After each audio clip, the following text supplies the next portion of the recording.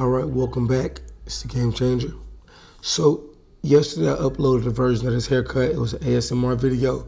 Hope you enjoyed it. It was just clipper sounds. If you haven't checked that out, it's the video that's right before this one. So I thought it would be dope to do a voiceover tutorial to kind of explain what I'm doing, give some pointers, some ideas, and answer a few questions that I got on this haircut. All right, so first my boy Mark is getting a high taper. The difference between a high taper and a low taper in this instance is the high taper has no curves. On the perimeter of the edge up, it goes straight across. Then there's vertical lines on the temple, and then there's a curve. I'm taking the curve away. All right, so first let's talk about Mark's hair texture. Great hair texture, very well maintained, but he has a very tight curl pattern. And with this curl, and then he has inconsistent densities. If you see right there along the parietal lobe, there's kind of a lighter spot that looks like it's lighter, but really his head or his skull kind of protrudes there. So that means I'll kind of cut the hair around it a little lower to kind of blend it with that. Or usually I will cut that area a little lighter. So with his hair texture being very, very tight coils, with this hair texture, it requires certain treatments because it curls up when you cut it down, especially when he hasn't had a haircut in a long time. All the treatment can be anything from warm water being placed on the head to hot wet lather to using some type of product. But in this instance, I'll just use hot lather and a warm rag. It'll help me soften the cuticles, which is the outer layer of the hair shaft, and to manipulate it. So if you see those spaces that like it's kind of spacey or less dense or like gaps in his hair, it's just because his hair is curling up. So in another instance, another point of reference, that's why it's really good to use a comb, because if I was to brush his hair, it would just continue to curl away. But the comb helps to lay that coil or curl down. Hope that makes sense. So I'm putting a 1 on Mark's hair, and I'm just cutting the hair down. So one of the first questions I have, how do you pick the primary guideline angle, the angle of the guideline? Great question for the primary line.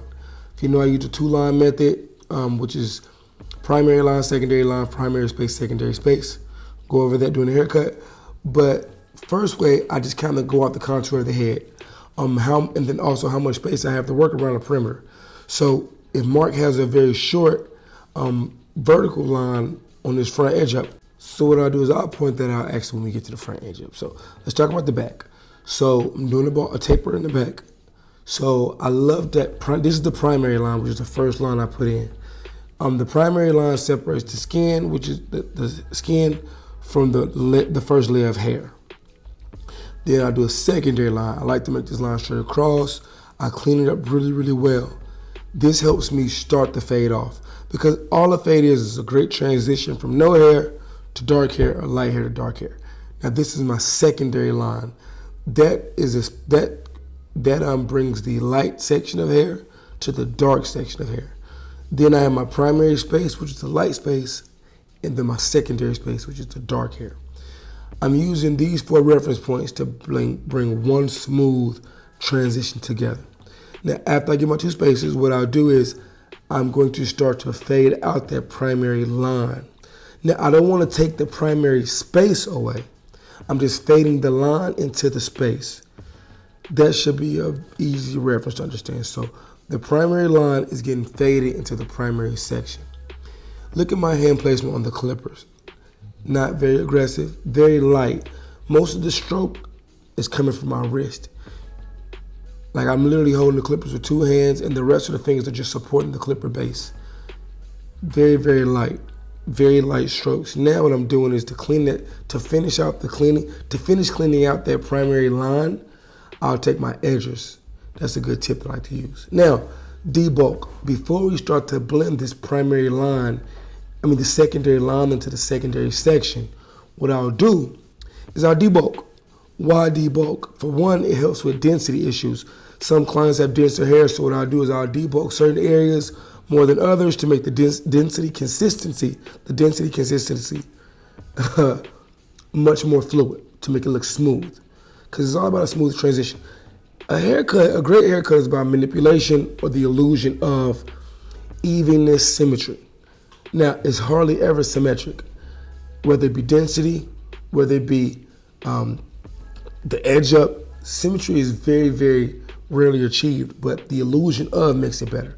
So back to the debulking. So when I debulk, what I do is I Start with the 1.5, then I go to the 1, and I kind of work the spaces. Now, as you watch me debulk, another question I received: why don't you use a half guard? Great question. I've used it seldomly, but it's not a needed guard for me, because if you have a great stroke motion with the clippers, then what happens is you don't need that guard, because I debulked. Remember, when I debulk, what I'm doing is making a lighter area so I'm easier to fade. The half guard is redundant in most situations. Now, I love the half guard that comes with the Masters, the old one they used, because it was a sharper edge. It helped lift the hair to give you a tighter look. Now, right here, if you see, now I'm combining these two sections. I know I'm talking a lot, but you can rewind it to get the message on what I'm teaching right now. This is where most people will use the half guard, right? If you watch my stroke, nice slow strokes, I'm cutting with the back of the clipper blade, not so much the teeth as much. That gives me more range of motion, and it gives me the ability to cut into thicker hair. Now, I could use the half, but sometimes, like I said, that's a redundant step. Using my comb and using the back of the blade helps me alleviate that step. I hope that helped. And yeah, so we already talked about what treatment is. Like I said, Mark's hair looks a little spacious right now, but their treatment with the hot lather, very great tip, swells the cuticles, and then it helps the hair. Right now I'm just stroking, right? I'm taking my time. When you're cutting the hair, you want to look for growth patterns, meaning, because the hair doesn't always go up and down, grow up and down. It might grow to the side, it might grow in a swirl, and you usually want to fade in the opposite direction. Also, learn to utilize the full potential of the clipper blade. The corners, the middle, the backside, the teeth first, reverse tiger claw method. It comes in time. I also got another comment referring to how they say my lever, my flip leather, the way I switch levers is so quick. I'm guessing that's a compliment. Say my lever game crazy. That comes with repetition, muscle memory. I know exactly where I'm going. You want to treat your haircut like life. You always have a plan on what you're doing. If you have a plan on executing, or if you plan of attack, you're going to always win. Now, will you have to deviate from that plan? Yes, but you always have guidelines and principles, which is what a plan offers. All right, comb work, clipper work. I'll be back in a little bit.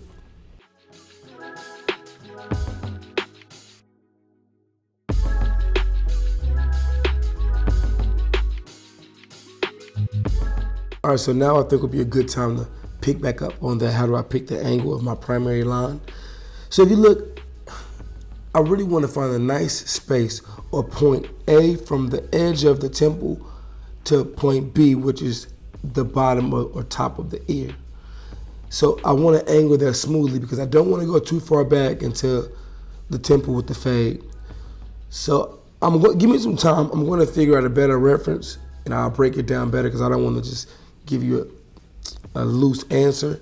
But it's all about the shape of the head and how long that vertical line is.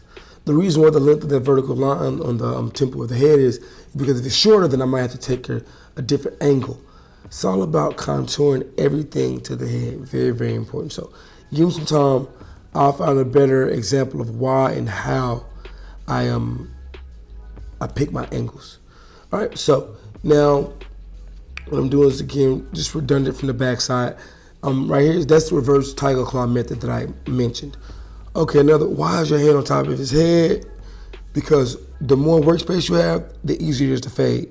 So if you notice with my offhand, my thumb, what I was doing is I was pulling the scalp.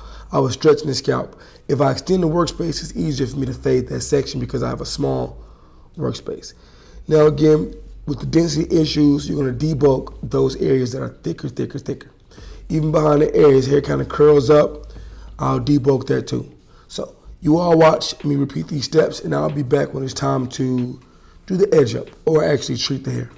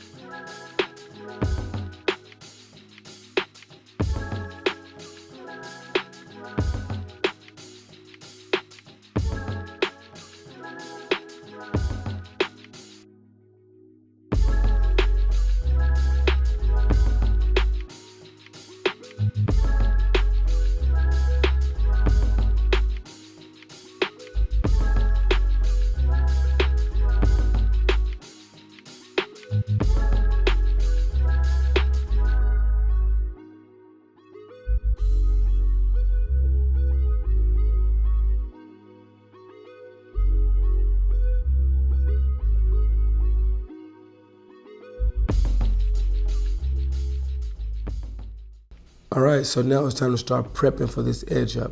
I'm debulking the edge up because, like I said, Mark has a very tight curl pattern, very curly hair.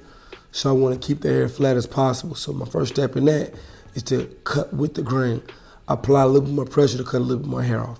I use the comb to lift the hair from the scalp and to cut the hair down.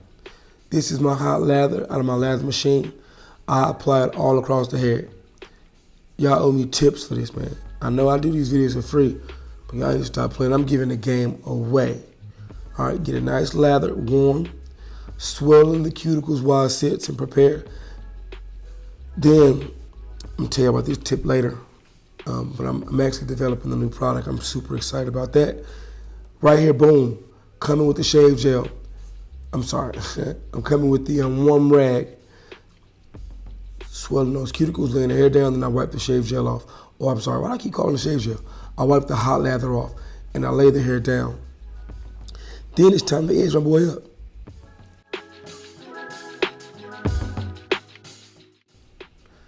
Now I apply shave gel. I apply a nice amount.